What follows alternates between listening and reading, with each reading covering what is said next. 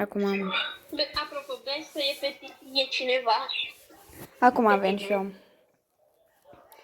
Bună ziua, așa. Ai vrea să iei ceva și să-i dai bani? Ia, stai, cine e? Cum se numește? Ceva cu L. Ia să vedem.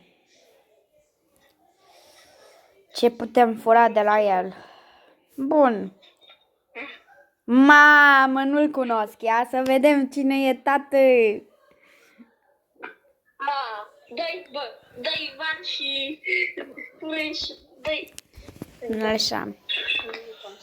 Stai puțin. Dar n-are chestii bune. A, ba da, ia uite, sus. Ce? Sus are chestii bune. Dă-mi din ăla dublu. Bă, a plecat.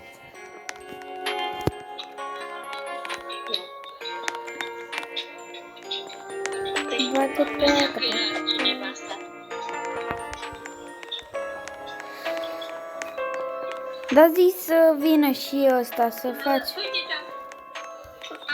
Uite, am primit asta de la Revit. Bravo!